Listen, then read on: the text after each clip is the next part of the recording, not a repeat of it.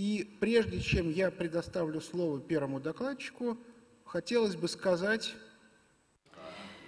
So now the time has come for us to give the floor to the first speaker. Let me say a few words to introduce the subject matter of this afternoon's meeting. Considering that the first book on the crisis is something that I wrote at the beginning of the year 2000, I'm often referred to as an expert on the crisis. So I'm invited to many conferences where the anti-crisis measures are considered and speculated on. So whenever I get invited, I have a weird feeling in that I'm always before a large audience with a white line on the floor. Half of the people listening are hungry for a piece of bread, whereas the other half of the people are invited to a large banquet. And nobody can cross this line because the situation is so markedly divided. So in the case of the crisis, well, this is connected to the fact that everybody are trying to invent some methods to go back to the old financial and economic model. But I believe that during this second session, we could try and speculate on the following. The economic development model is something that is gone for good. That is why I constantly invite all delegates to try and describe the situation concerning the economy and finance, starting from the assumption that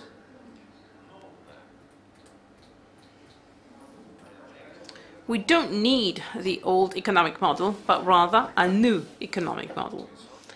Having said as much, I'd like to give the floor now to the first speaker, Massimo Makati.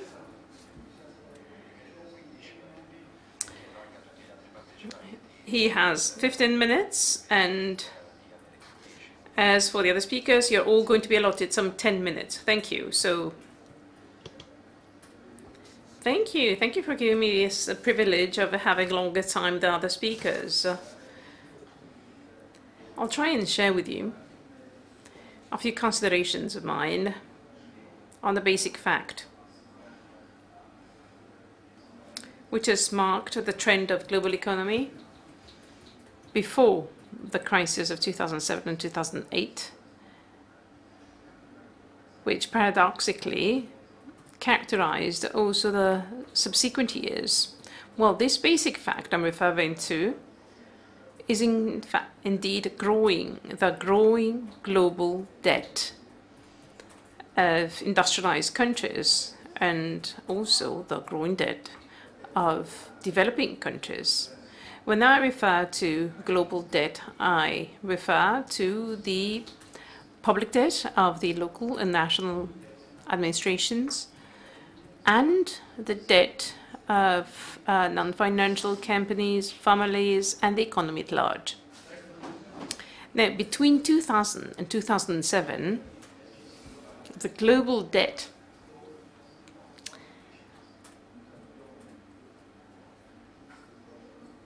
in a sample that the McKinsey Global Institute considers over some 40 main countries, well, this invited us by 60%.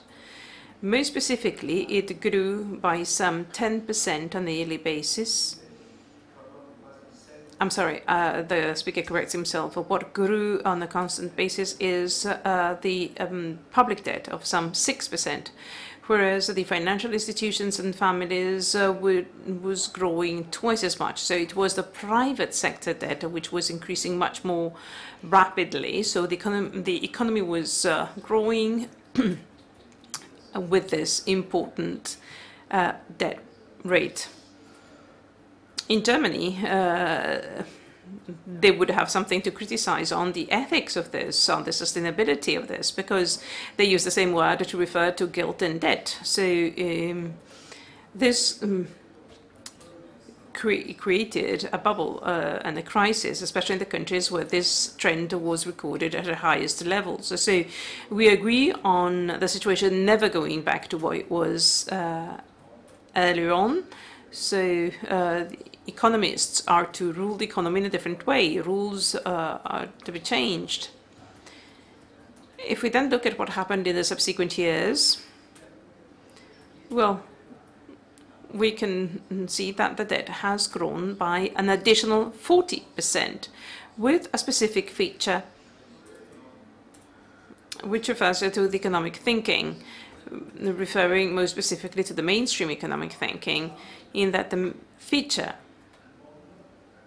to consider is that the world tried to manage the crisis and overcoming the crisis in many countries much better than in Italy. They tried to do so increasing the public debt, so that the public debt twice by some 10% per year vis-à-vis the previous 6%. In certain countries, as in Ireland, the US, and other few countries, the family debt was curtailed. There has been a deleveraging underway. So by little, and overall debt increased. And this is also true for emerging countries, even China. In China, debt grew fourfold.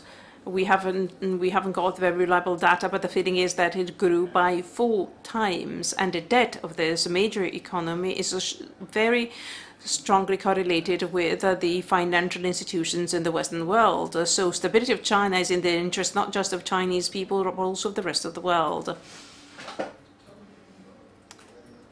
But there's an issue that I'd like to consider with some concern, because we have to understand the specific features of this predicament so as to come up with the right solution. And I'm very much concerned by the fact that the public debt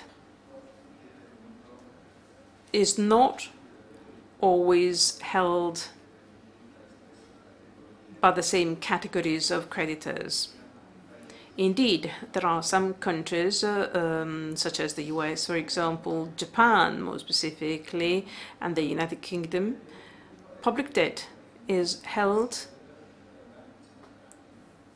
by central banks that are owned by the very same governments, by the treasury of such governments, so much so that the net public debt in the hands of third parties, considering the GDP of such countries, is much less important. Well, the situation is different in Italy. In Europe, this situation is not frequent. The quantitative easing that the European Central Bank started belatedly vis-à-vis the other countries that we named earlier on, US, Japan, and UK, is following suit. But it is doing so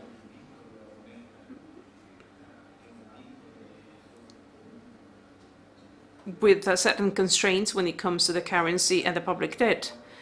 And they are not adequately confirmed, so much so that the net effect is much smaller than in other countries, which leads to the fact that while other countries inflating their public debt resume their growth, we're going to see for how long this can go on, but still they grew, whereas in Italy, in Europe, there's no growth. In Europe, even less than so. In Italy, even less than so. But even Europe is growing only very little. Now, drawing to conclusion, because we had to talk about finance, so I have to draw the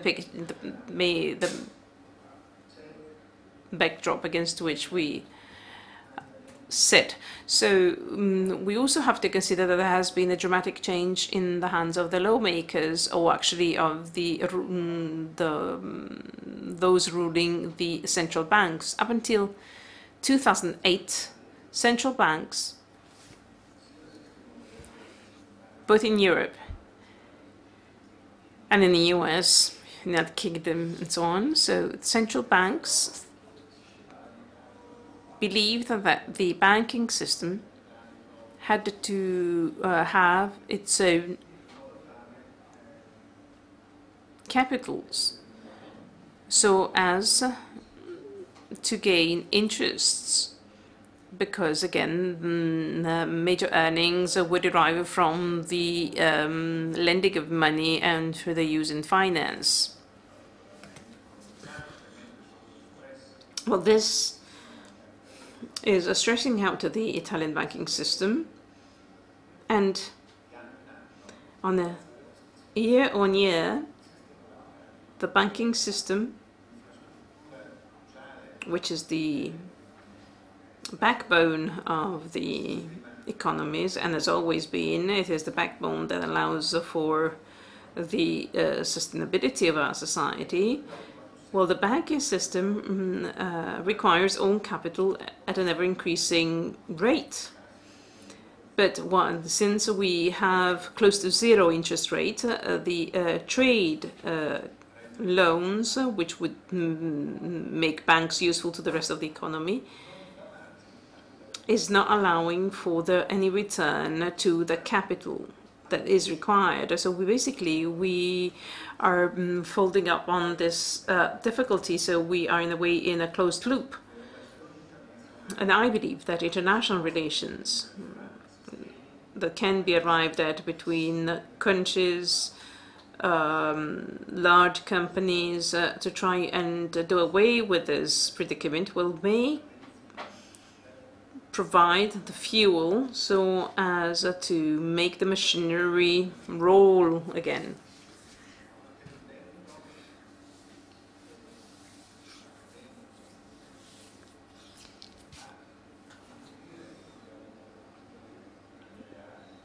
Real economies are ever less open as a result, and the TTIP in Russia is considered as an attempt by the US to get closer to Europe so as to counter Russia and China and vice versa. But I believe that we have to do away with this logic and with the rationale altogether. We should think that free trade agreements should be always supported, should be always fostered, whether they include Eastern countries or Western countries, because whenever trade is on, war are out. And that special macro region in the world, which is Europe, through agreements, a free trade agreement may still exert that role, which is its role. Thank you. Well, if I may, I'd like to ask a question. So now that we have closer to zero interest rate, then the capital doesn't get any return. If we were to raise the interest, well, we cannot do that because of the high volumes of debt. So my question is the following. How can we renew the economy? What is going to pull the economy? Well, the economy can be pulled by entrepreneurship, by the skills of entrepreneurs to come up with the new solutions to all the new problems, and by research and science. Considering the developing of the economy only looking at interest rates is certainly insufficient. Companies can generate new income to the advantage of the economy. The banking system holds deposit at a very close to zero interest rate. So how can the financial and banking system react to that? Well, they can do so investing in higher risk businesses and generating or hoping to generate a higher return. But we're still held prisoners of the situation that led to what happened in 2007, 2008. So a new paradigm hasn't been found. This is quite a general situation. So basically what you mean is that the crisis of 2007-2008 is still on. Is this the case? Well, this is certainly so in certain countries. In the US, there's some growth, but the debt is still there as well. And that degree of indebtedness is something that the economy cannot really reduce.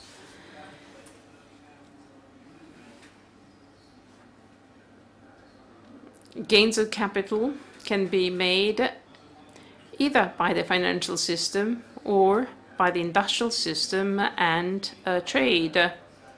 So Goldman Sachs can gain as well as General Motors, and probably the gaining of General Motors would be more healthy than the gain of Goldman Sachs. Thank you. Thank you. Now, I'd like to give the floor to Mr. Waxman, representing a bank. So after the presentation by Mr. Makati, I think it is only natural to give the floor to the second speaker, raising the following question. In the present conditions, how do you think your bank can make an earning when we're all so much pushed by debt?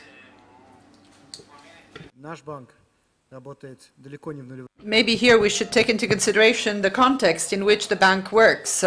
Our bank is not working at the zero rate. Quite obviously, in the Russian Federation, the central bank rate is of about 10%.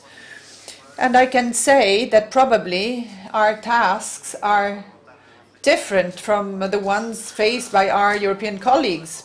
But let me say one thing. We've been talking about the crisis. We said that the 2007-2008 problem hasn't been solved yet. But let me say that this 10-year-old crisis is no longer a crisis. It's turned into a reality, real life. We've been living in any such reality, not only in Europe, but also in the United States. This means that this is a new type of economy, a different kind of structure. We've experienced some models of the banking development models. And in the 90s, we did experience the mega bank, Japanese-style mega bank models. Then after that, we had the Goldman Sachs model, the investment bank model. The capitalization at that time was rapidly growing. And the rate was, the growth rate was incredible. Then the crisis came. We had Basel. The banks became universal or global. We had the Paribas kind of situation, as you rightly said. But this model, you also said, is no longer working. So what's going on? What's happening to the universal or global kind of banks? There is a scattering. The growth has been scattered. There have been situations where politicians and actors have been creating risks that are making it so hard to operate for a global group. And we see that these global groups in many regions decide to shut themselves in. Our Russian bank, our bank, is specialized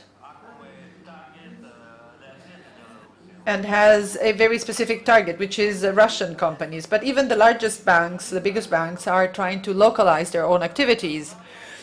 On the one side, I believe that this is positive, because as I said, handling and managing such a global situation in the face of the many risks that today exist is almost impossible now. On the other side, this is what brings about negative aspects as well. The capital is no longer that free to cross borders. Now, we've also said that there is something strange. The economy is growing, but not the trade. We see that there is a capital migration which contributes to reducing volumes slightly. Then there is another trend which we've been witnessing for the past 4 or 5 years, which is the banking capital flows.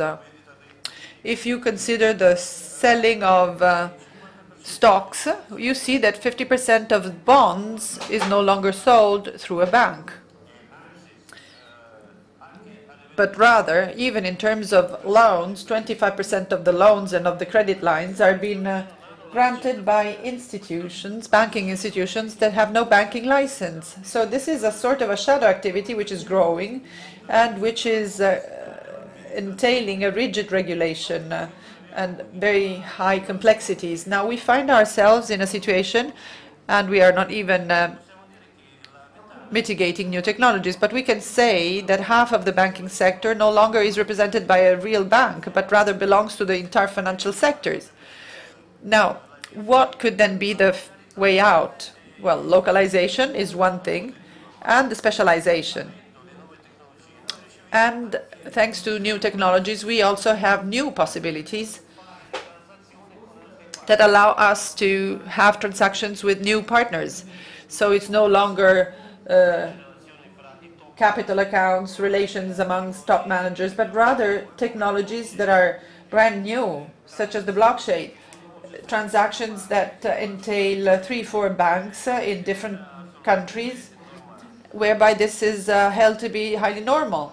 Maybe the future bank model will be represented by the net understanding of economy, of local economies, whether it be European or American.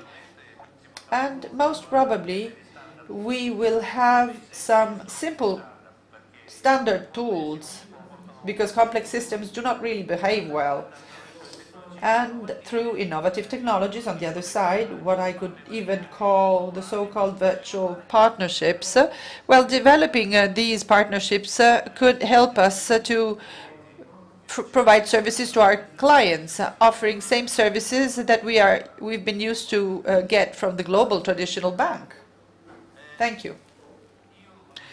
I now would like to have another question. We have seen that as far as a bank is concerned, a Russian bank, that the situation today has improved.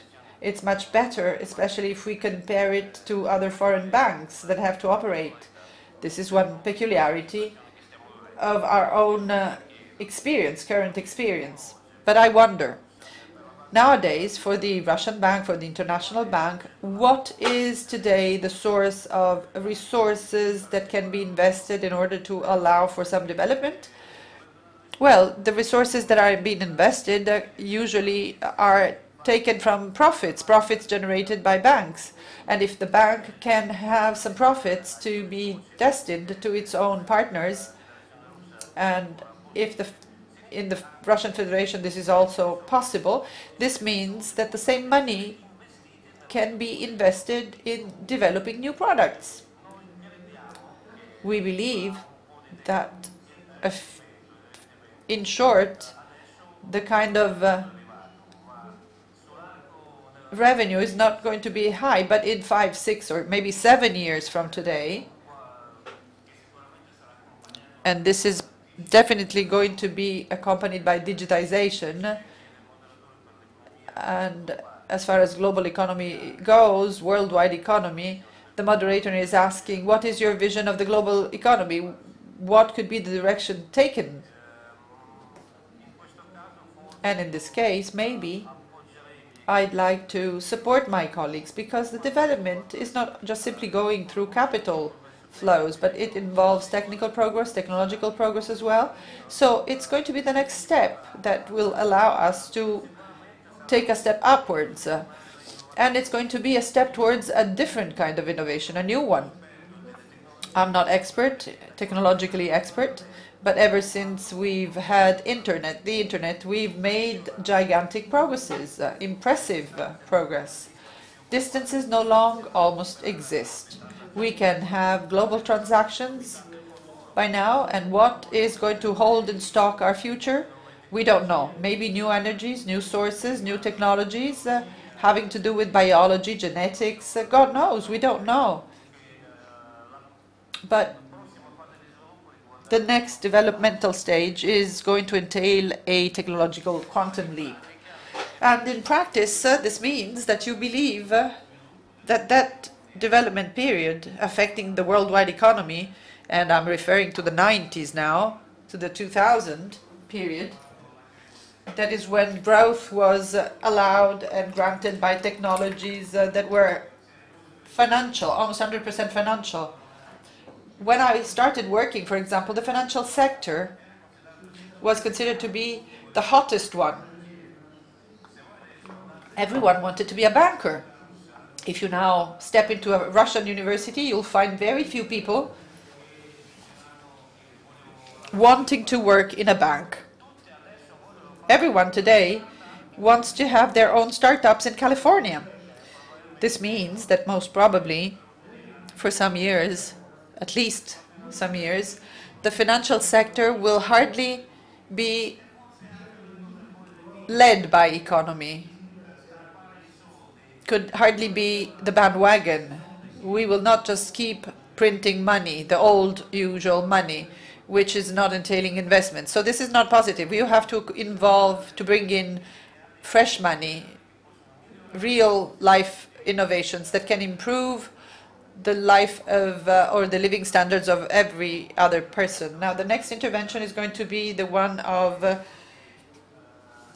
the representative of the Development Bank, and he will be qualified to talk about the new development address. Thank you.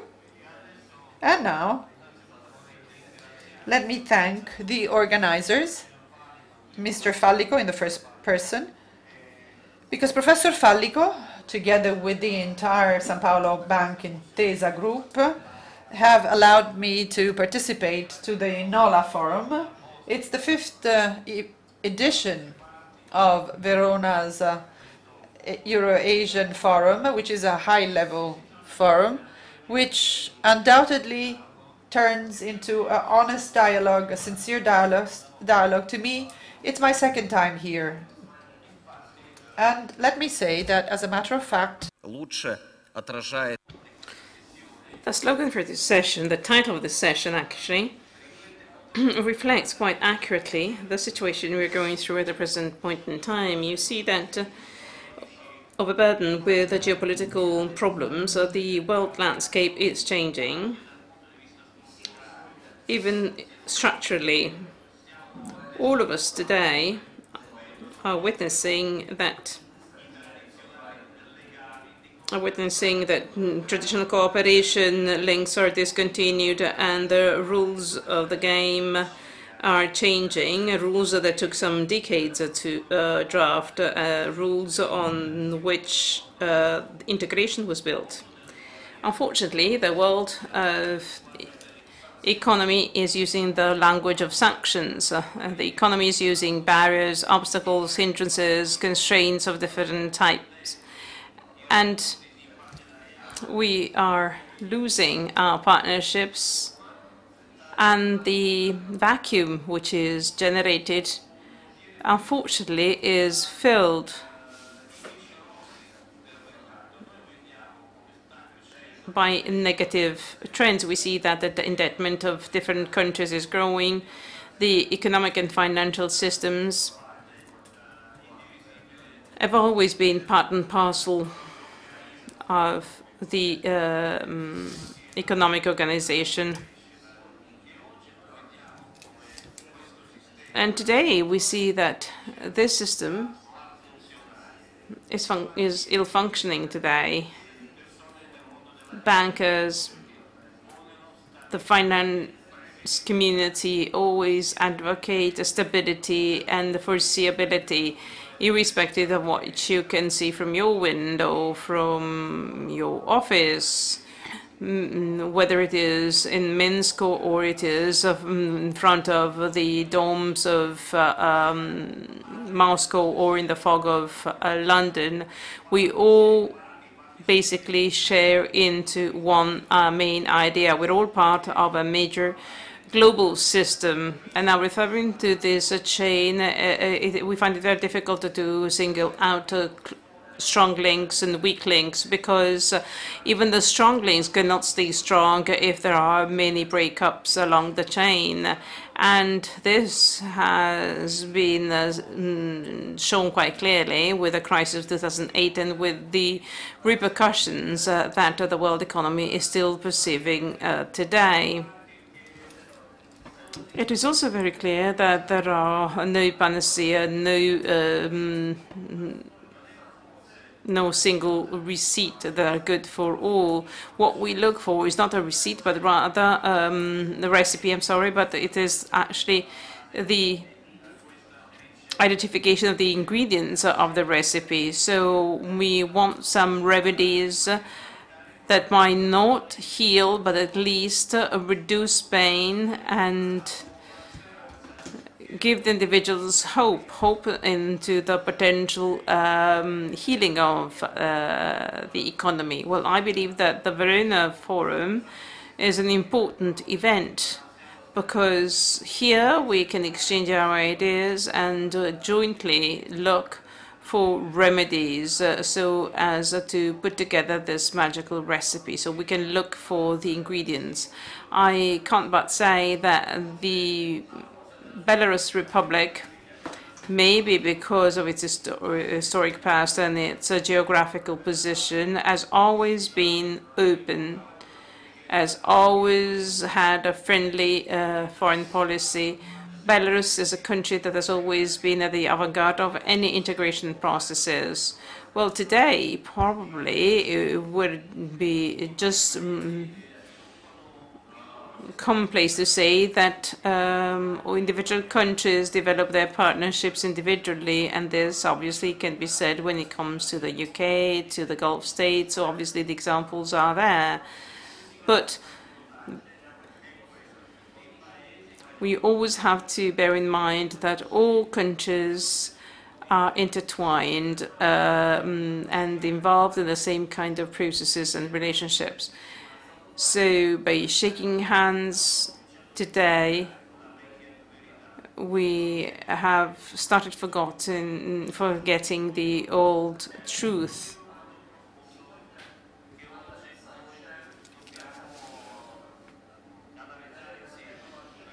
There's an issue that we have to focus upon to come up with a solution for the problem, because that will give us the possibility to guarantee stability, get out from the crisis, and in the long run we will be able to look at our future.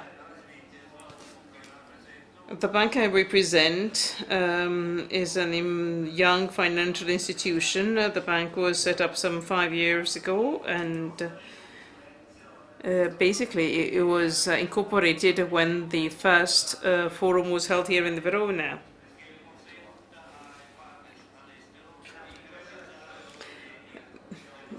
The objective is to carry out business in our country. I'd like to invite all the delegates to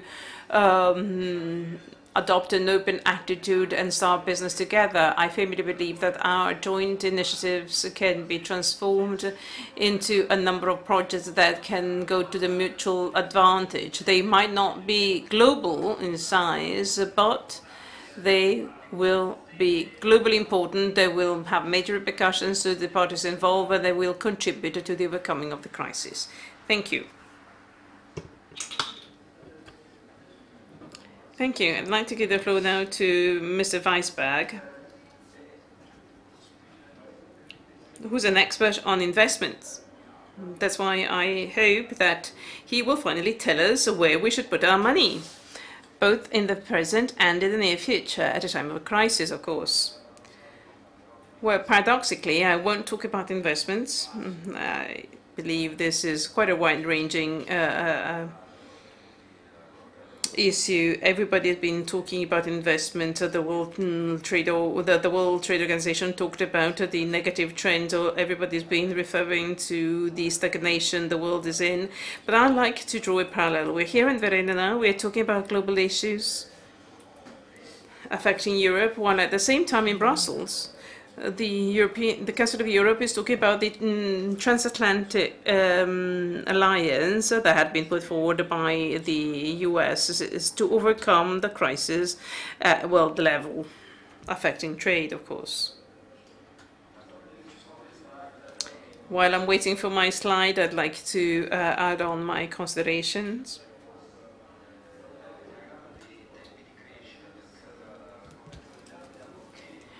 Now, you see that 2007, 2009, certainly very importantly on the international trade, and the change that it brought about was quite rapid. Between 2012 and 2013, the world economy grew by some 40%. And industry was growing while we are now in a situation of stagnation in the oil sector, in the manufacturing sector.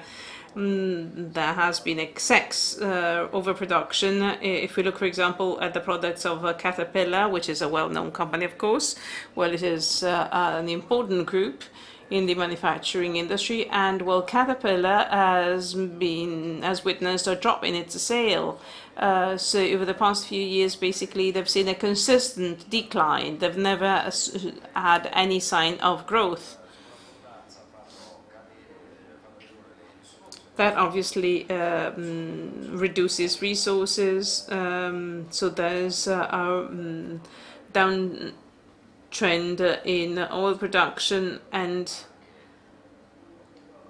that has a negative repercussion on marine transport, sea transportation. We see that important shipping company go bankrupt.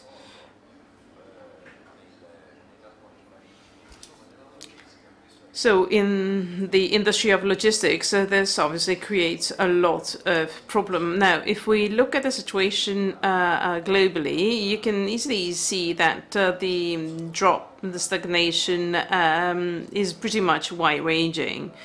Based on the IMF data, we see that growth is much lower than experienced before 2007, 2009. Indeed, most of this drop, most of this decline is connected to sanctions and to all the other factors that create an imbalance in the economy, curbing growth. Out of the industrialized countries, only the US overcame the crisis, and yet that is very unstable and very weak. I mean, if you look at the price of oil per barrel, 50, 60, is just but an injection, minor importance. If we had been told that such a minor fluctuation would have negative repercussion, nobody would have ever believed in that. Here you see three main groups, BRICS and Eurasia, with 3 out of the 5 countries making up BRICS, and then the G20, which is a larger institution, obviously, vis-a-vis the G7, and the Eurasian Economic Association.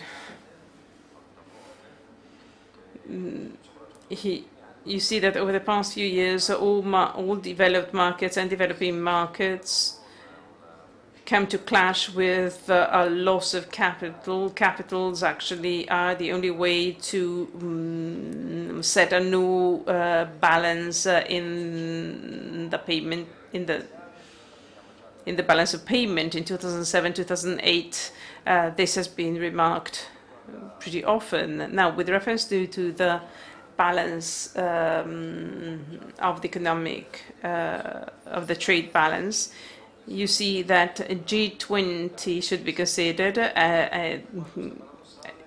combined with G7, and you see that the positive balance is greatly reduced. This chart shows us that all exports are used by the developing countries' economy, where developing economies negotiating with them. As soon as instability is witnessed in the industrialized world, well, this has negative repercussions also on the industrializing countries. So if you have to find a recipe, if you have to understand what you can and what you can't do, to change the situation, to build based on new principles, to resume these world partnerships following the example of Russia. I'd like to prove that Russia invests heavily in establishing regional partnerships. And this, I believe, is a very good idea.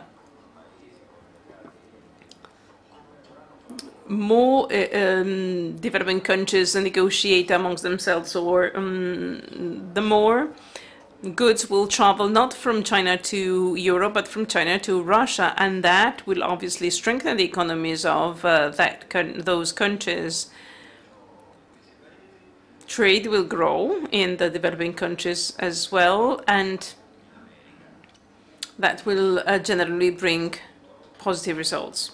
There's a question actually that I would like to raise. Well, Mr. Makati earlier on said something that I greatly agree with, and that is that the growth as experienced in the previous decades was closely correlated to the growth of the indebtment.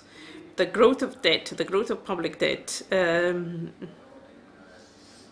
is to a certain extent the growth of the US debt, because the world economy overlaps importantly with the US economy. But then all the programs for depreciation came to a stop, and as a specialist I can say that this happened because the mechanisms changed so much so that money could not be issued on an ongoing basis. So how can we support trade if we cannot let debt grow any longer? So how can we basically do this? Because obviously without any purchasing, there's not going to be any trade. Well, as a matter of fact, the US contributed importantly to the reduction, again, of the effects of the crisis. So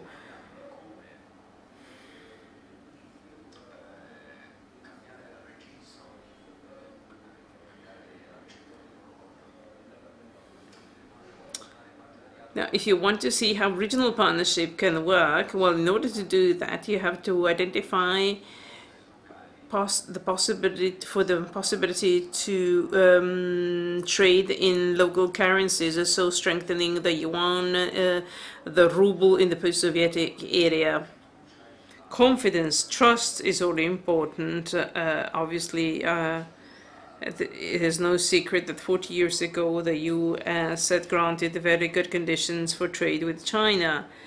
And considering now developing countries for trade purposes, well, we should grant them good conditions as well, so as to carry out a joint projects so that mutual investments can generate new jobs, thus improving the quality of life of all our peoples. Only then will we promote growth in our home economies, thus having a positive repercussion on trade worldwide. Thank you. Now, I'd like to take that to a logical conclusion, and I'll say something very controversial. If the US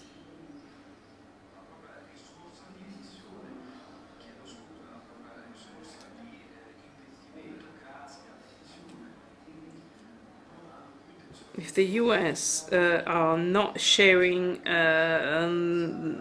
their investments, then probably we could issue regional currency.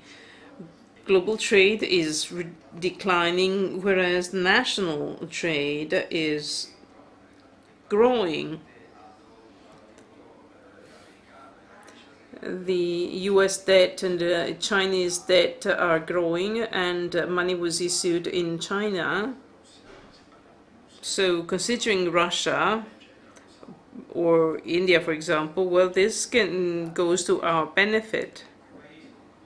The countries with which we cooperate include good examples. If you look, for example, trade between Russia and China, you see that that is extremely positive. Thank you. Now, there's one last speaker. before the Q&A session. The last speaker is La Rivera. Over to you. Buon pomeriggio a tutti. Una risorsa Good afternoon, good evening to everyone. A fundamental resource for mankind and humanity. There is not only a possibility of financing morals, and I will like to go back later on to the economic discourse, but this is the basic statement, recovering human dignity and humanity. I live in Trieste. There is the so-called karsism, meaning that mountains are watertight to water, and if the sources of morality and dignity, human dignity, are going to be parched, everything will be lost. We are eroding the human moral capacity of handling conflicts in a situation where it is necessary to have some capacity to be friends, being capable of handling conflicts with generosity without exploiting speed and thus taking away from others the possibility of reacting. Human dignity doesn't simply mean human rights. That's something more. That means treaties, agreements, things, covenants, fundamental things. And if we lose the sensitivity, the affectivity, the deep ethos meaning that makes us human, is going to be lost. This is an epochal change. The world belongs to the human race. We've sort of polluted the depth of oceans. And we've also reached Mars. We've landed to Mars. We are destroying and creating some ecologic green debt, human debt, which is awful. And there is something informal whereby each organization, even if they have a clear-cut task list, very well knows that there are some overlaps between the different organizational matrices, the accountants, director generals, CEOs, staff managers. So we have to use informal mechanisms, informal places to react. Even the cabinet, even when at home, in front of the coffee machine, we have to bear in mind that the other is not just simply a threat. It may be a threat, but most of all is a person, is a human being. It's a resource with whom you can do some business. Let me tell you a story. In 1979, there was the first treaty, the one of Neskins, between China, the China of the Emperor Manchu, Kanzi, and Russia, with Peter I, the great Tsar, Peter the Great, and they wanted to enlarge their trade spaces with China. But the Cossacks were accessing China, and they were bringing havoc in order to get leather and cereals. So they had to do a peace treaty in order to define their own borders and to do some business together, because everyone had to sort of patrol their own borders and not be a threat to the other, because borders had to be open, accessible. In this episode, the historical episode, two Jesuits were participating, a French Jesuit and a Portuguese Jesuit. They were not always seeing eye in eye. They were not always agreeing. They had their own European identities, but they were helping the emperor in the sort of linguistic mediation, that is translation. That agreement was signed and then written in 5 different languages: Russian, Manchese, Mandarin, Chinese, and Latin. And then another language. No, sorry, it's just enough. And even Mongolian. And the Jesuits did that. After some years, they obtained from the emperor a tolerance edict whereby Christians would not be prosecuted. And they had seen that even the cultural dimension, one of them was a musician, a Portuguese musician, whereby art, linguistic skills, the wish for peace stood for fundamental resources. And mankind, whenever we talk about morals and morality, we refer to the assets of man. So there was a need to invest in man, a fundamental asset. Whenever the Pope talks about the development of an integral good, an asset, that means that they are referring to the Agenda 2030 of the United Nations for Sustainable Development, and with the 17 following global goals. I hope that you will get to know them. That stands for global ethics. It's a platform of global ethics. Objective number 12 has got to do with business, companies, corporations, how to certify their own respect for people. If you respect people and you help them grow, you automatically respect the environment, because the have-nots and the poors are the ones that suffer when the environment is destroyed. So putting first environment and then the have-nots is wrong from the methodological point of view. The common ethos is something that has got to do with these things. Objective 16, and here I'm saying this because this is a political treaty, it's not a binding one, but it allows us to have a capital, cognitive, a common capital, a shared one, an ideal shared capital. You can acknowledge the other, and you acknowledge the covenant, the promise that was made, not a treaty, a promise, whereby we mutually forgive ourselves for being Italian, Russian, American, because sometimes it seems that this is the original sin, the one of belonging to a given nationality. We talk about circular economy. Objective 16 has got to do with the management of violence that ensues from wars and from public corruption and criminality actions. All of them are factors that destroy the human asset, the human relational capital and asset. Now, I'm saying this because the European Union is in deep crisis. The common market, the European Union, was born so as to allow the market and to the countries to grow, to have lots of fiscal revenues from taxation, and the European Pact or Covenant rests upon a welfare pact and a pact amongst nations, whereby we help us sustain, we mutually sustain welfare. And the economic crisis was clogging the market mechanism. The social pact within the European notions has worn out, and there are 70 associations, populistic ones, pro-Russian, anti-American, anti-globalization, and all of them are, as the Prime Minister says, this is an issue which has not simply got to do with migrants, which is only a foreign thing, but it's the result of the wearing of the social pact. Even the Euro-Asian Union makes it so that if an Armenian citizen doesn't feel as Russian, sharing same fundamental rights, then things will never work out. If a Greek unemployment is not to be considered as an equal counterpart that is a German unemployed worker, then that won't work. We have to feel ourselves as citizens belonging to the same geographic territory. If borders are only meant to express our power in terms of army and firing powers, then we are going to be a threat, a mutual threat. The Lithuanians will no longer feel safe, just as their own counterparts. Building something upon social relations, building the European Union upon common mechanisms, whereby we have to consider the social shock absorbers, we have to consider common unemployment goals, many financial tools as well, the Euro bonds, for example. We have to consider the common European institution which is issuing Euro bonds. And definitely that's not going to be the European Commission. It could be a common entity or common teller of the European Union. We have to understand that the social capital and the social asset is the most valuable asset that we have. That's where we invest with cultural associations, with young students and citizens that travel across the world. All of you, the economists, the priests, the artists, the businessmen, well, all of you have to proceed along the tracks of this dual-track economy, because that's where you can meet people, needs. You are on the real front where intermediation relations exist that bring together intermediators, clients, customers, the social systems. You are going to be the most valuable asset for your own people. So let me conclude by saying that we need to produce something. We have to produce and generate good information. Why good information? Because that's what's missing. Sometimes it's bad information. Sometimes it's misinformation.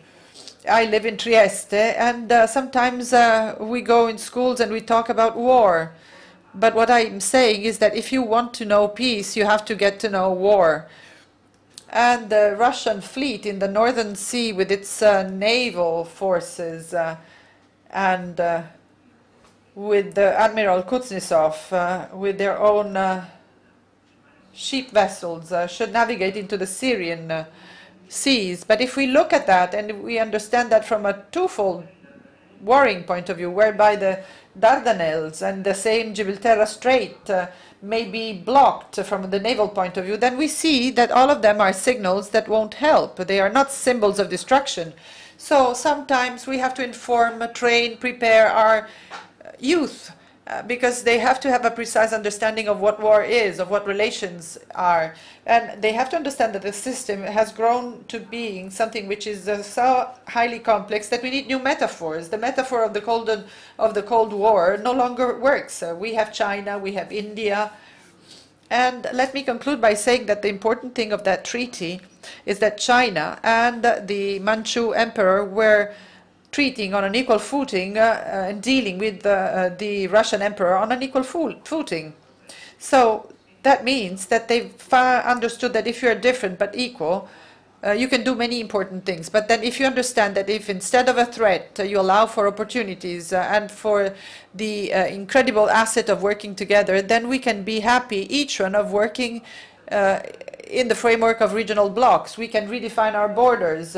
The great challenge of the Middle East, even in Europe, in the Baltic countries, in such a way that even if Kosovo won't be united with Serbia, they will be doing trading transactions, accessible things. This is where we should build our future. We will have to have new models based upon new moral responsibilities and accountabilities. Thank you. Экономисту трудно говорить о морали, но так получилось, что я являюсь членом Совета при Патриархе всей Руси по экономике и этике. И один из самых главных вопросов. It's important for us to discuss all of us experience a Christian society. We live according to Christian morals. And at the same time, we have to say that capitalism, the capitalism that was born in the 1500s, was that capitalism that had to give up some principles. That is the prohibition of loan sharking and usury. By the year 2008, the share of the financial sector from the viewpoint of redistribution of profits can be found in the United States, and even the statistical data can be found in the United States. Now, this quota in the financial sector was as high as 70%. Now, what happens is that the mediator sector started redistributing more than 70% of all of the total profits generated by economies. In such a situation, it is difficult to preserve man and mankind. And we know that we've gone down to a quota of 35%. It's not enough to have 35% because banks have to work in very difficult conditions. So let me ask the following question. Would you say that this situation means that we perhaps have to give up the financial model that was true of the NATO economy of the 18th century, and maybe we should go back to basics and to basic principles that existed much ahead of that period, and which is what Islam is suggesting right now? Would you say that? Things that you mentioned are concrete. Capitalism in Italy was born in order to fund and finance trade, meaning that it was making it easier. It was a facilitating thing. It was born in Italy. The problem was represented by more powers, oligopolies, because it wasn't working. There was no true competition. There are situations in terms of large societies which de facto means that large money, big money is made on the basis of revenue and profits, which is not helping us. There are some bottlenecks because this is a barrier to access. We have to create different economic systems that allow for access to credit lines, to consumption, to activate their own commercial and trading activities. Capitalism was developed in Italy, but in parallel there was an entire other totally different development, which was the world of pawns. meaning how to work on all of these levels with the large financing provided by international agreements and public systems. Large investments, big investment will never be done because investing in a railway network is something that only a state can do. So trying to understand how to remodulate the taxation system, that's a fundamental thing. We have to increase controls. But it's not an easy thing because they can bottleneck everything.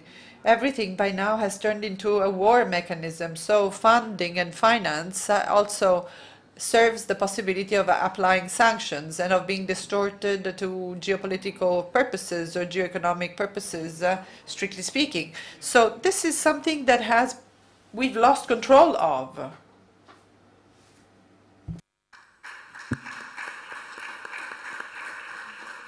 Спасибо. Ну, у нас все выступающие. Thank you. Thank you. All of our speakers were very good. They finished their contributions. They've come to the end of their own contributions. Now, we could get started with the question and answer sessions. Please, take the floor. А вот там вот. Ну, давайте сначала там, потом да. Давайте. So you go first.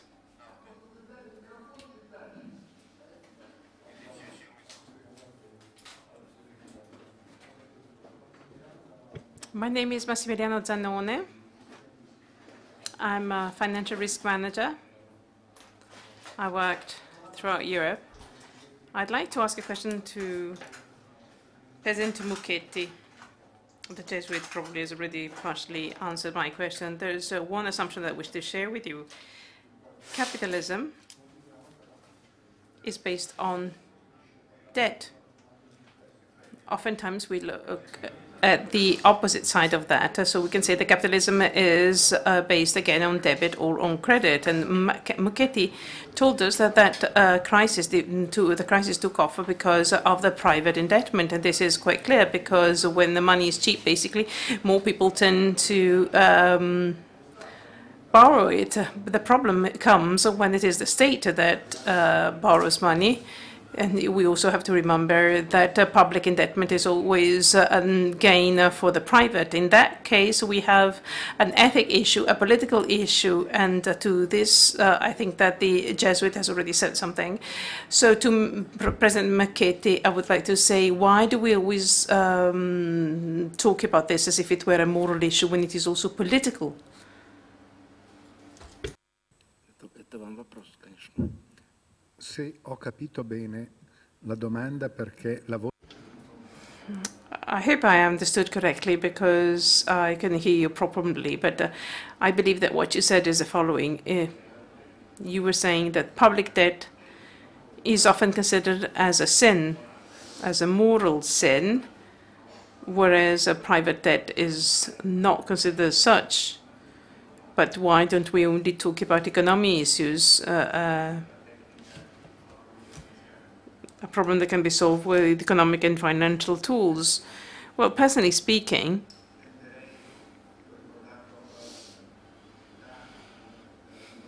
I referred again to the German language, considering again debt as sin, but or guilt. But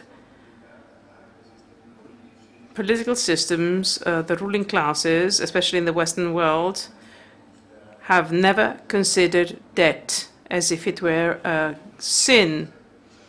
In the 19th century, the one who would go bankrupt would commit suicide, but after Chapter 11 in the US, nobody has ever committed suicide ever more. Basically, you just close a situation and you start another situation, and in Italy and in the rest of Europe again, debt is never considered as a sin. As a matter of fact, for long years, we've tended to think that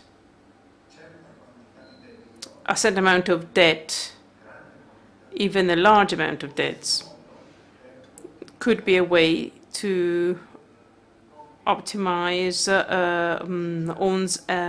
own equity returns, but that proved to be wrong.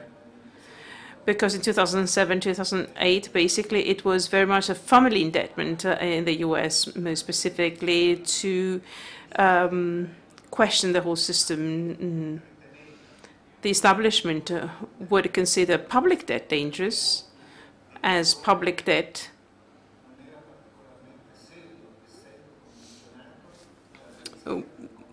was the government, with the government looking also for consent, as is the case for all democratic systems. Whereas with a wrong ideological assumption, people would think that the private sector would always correct one's mistake in real time, so as never to come to a breaking point, because those who did wrong and would go bankrupt would be replaced by somebody else doing things properly. But unfortunately, this paradigm didn't work, didn't prove to be right. So this, I believe, is the critical issue. And if I may add my personal comment, I believe that the Vice President of Gazprom Bank said something very interesting when he highlighted that today a growing quantity of financing to the economy come not from the banking system as a formal system under the vigilance, whether short-sighted, long-sighted, or far-sighted of central bank, but it is rather checked on by shadow banking, which is often a system which seems to be even more efficient than the traditional banking system. If I issue loans to companies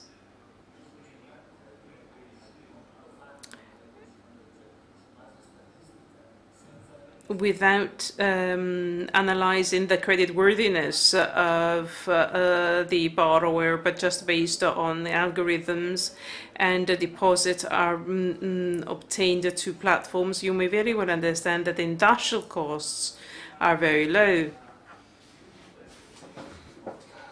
So if everything is organized so as to reduce bad debt, it seems like the situation is solved. But again, this is not totally correct, in that the devil also hides in the details.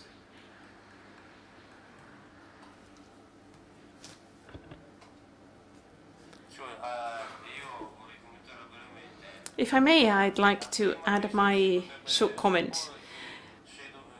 Actually, shadow banking seems to be more efficient and faster in its decision-making process, and the efficiency seems to be higher altogether compared to the formal banking system. But you should also understand that the banking system has a long-standing tradition in managing risks when connected to credits and loans. And if we don't have a vision and we lose contact with the risks and we issue many loans, we don't do nothing but just increasing that bubble or promoting that bubble that we've seen exploding recently. But rather than the electronic economy bubble, we're now going to have a credit bubble. We recently met with one of the largest financial companies in the US. We assessed the risks, and we believe that shadow banking cannot be a solution to all challenges. It does represent an alternative, but what about the future? What about the future of traditional banks or fin banking? Well, I think that a hybrid solution is to be found in that probably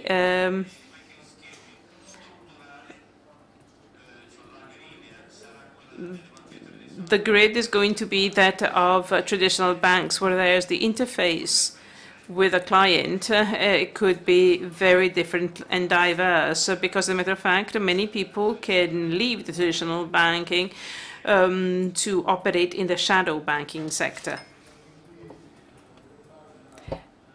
I'd like to ask a question to Senator Mucchetti. And by the way, I share with his political position, but the referendum of December the 4th is certainly no subject to be talked of here. But there's something that is a bit controversial about what you said when it comes to the TTIP being in a stagnation, and you basically complaining about that, because this morning, for example, was also said that a potential election of Hillary Clinton can engender some problems in the Eurasian area, considering the interaction of European and Eurasian countries, and with a specific reference to the Russian Federation. Has Mrs. Clinton said that if the US is not part of a treaty, no treaty can ever be considered as effective?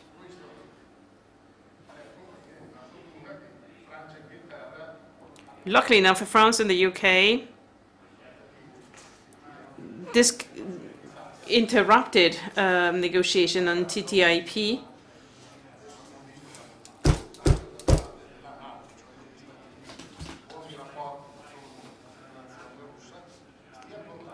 We see that negative results are obtained in Veneto agriculture because of the counter-sanction that are leveraged against us by Russia, and this is true also for tool machine industry. And once we are out of the Russian market, it is going to be very difficult for to replace the new countries that are entering into new agreements with the Russian clients. So I believe that if the TIP goes on, there are going to be problems because we have to trust American products with the control of the American authorities rather than of the Italian authority. But if we live 4 or 5 years more than Americans, it's probably because we eat better. And as a matter of fact, Russians were very pleased with Italian food products up until sanctions were raised. And then for us here in Verona, there's no point in raising sanctions to safeguard the interest of Ukraine that hold the paintings of Castelvecchio that comes from close to here. I think that we should raise sanctions against Ukraine. The mayor of Verona was there this morning. He talked with Mr. Renzi, and Mr. Renzi said, I'm going to talk to the president of Ukraine, and by November, apparently, you're going to go to get back your paintings from Ukraine. But we'll have to wait for that. Anyway, I believe that sending 150 troops to the borders of Russia as part of the NATO troops, it can be risky. We know that in Italy we never received anything ill from Russia, but we sent voluntary troops with Napoleon, and then with Hitler there were not so voluntary troops, but still we had to deal with the 100,000 Alpines being suffering a lot against Russia. Russia has never done anything ill against us, so there's no point in us as Italians, as people from Verona, doing anything ill against Russians. I'm going to be very short. I'm certainly not for the TTIP, or I'm not for anything in particular, but what I'm saying is that whenever trade and relations are at stake, I think that an open stance has to be maintained with a clear vision of each national interests. I share with the concerns that were voiced. I understand that there's no point in sharing in the U.S. attitude, raising borders on the one hand to safeguard their economy and sending troops. I believe that they are a bit schizophrenic in that. Italy has contributed 140 troops, and that, I believe, out of the 6,000 is a symbolic number. doesn't mean much. I certainly that 140 troops don't scare anybody.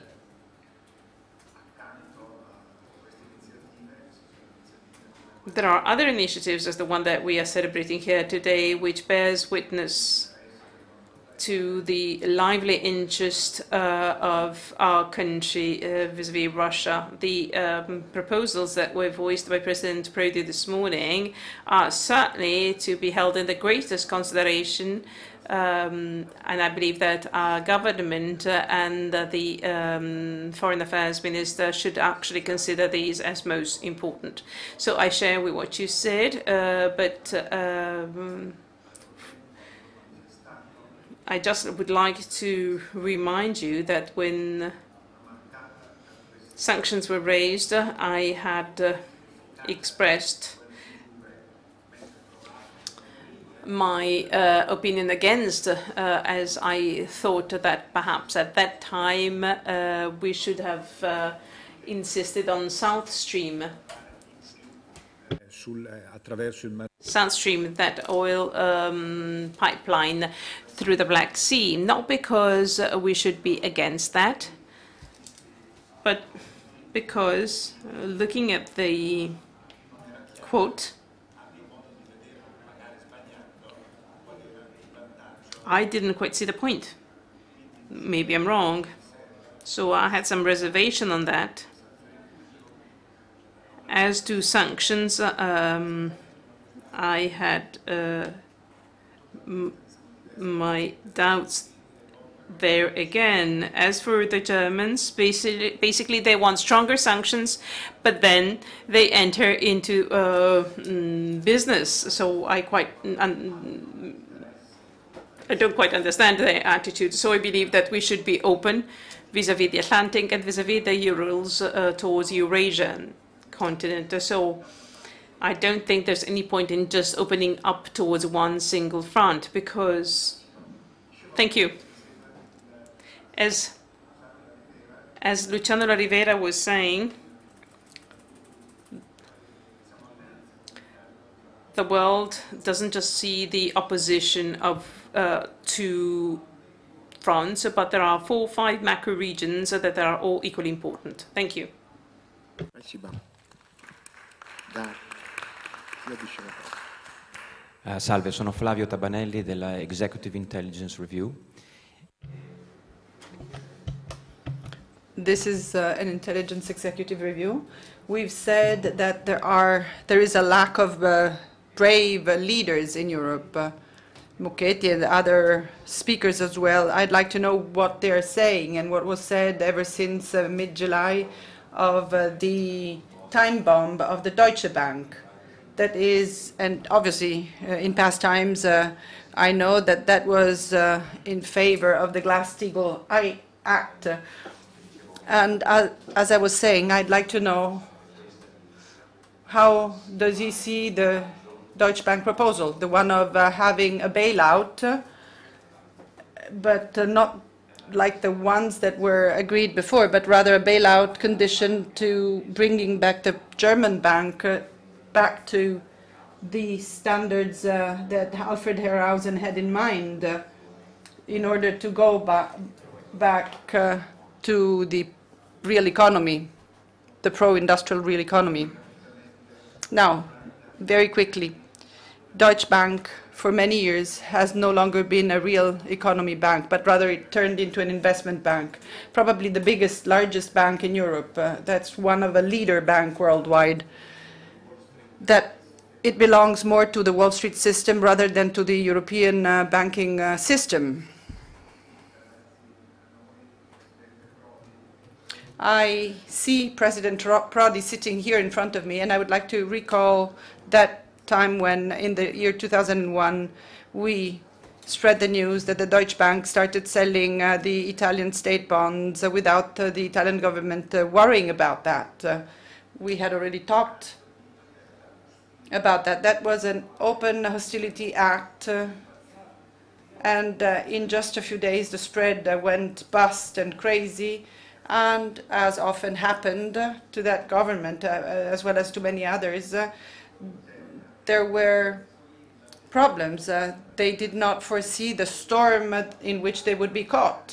The Deutsche Bank, for many years, has been having its own books and accounts that haven't been checked.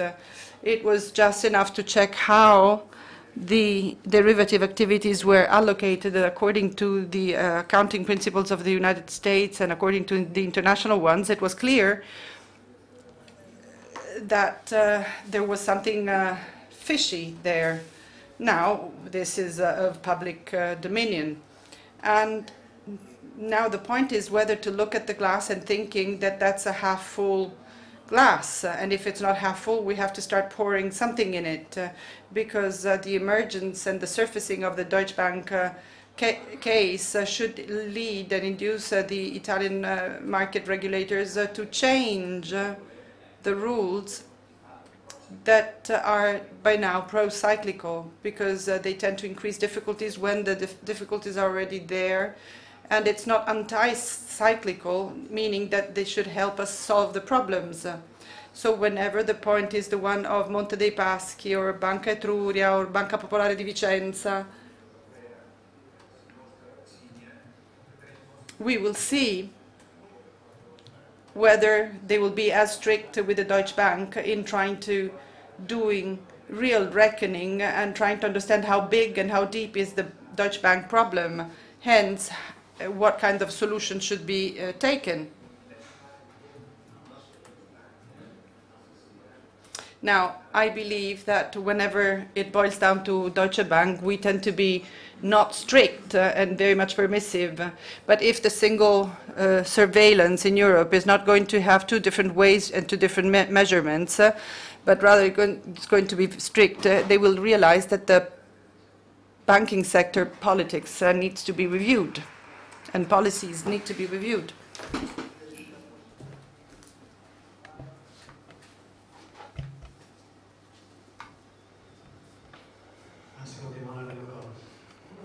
Well, one of the speakers, I forgot the name, said something about the de-dollarization in the payment system of the so-called interchange.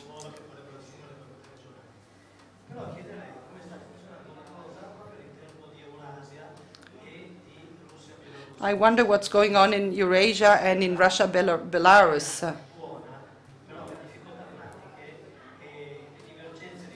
There are practical difficulties, divergences in terms of interests. And I believe that there are lots of problems, many problems within the free trade area.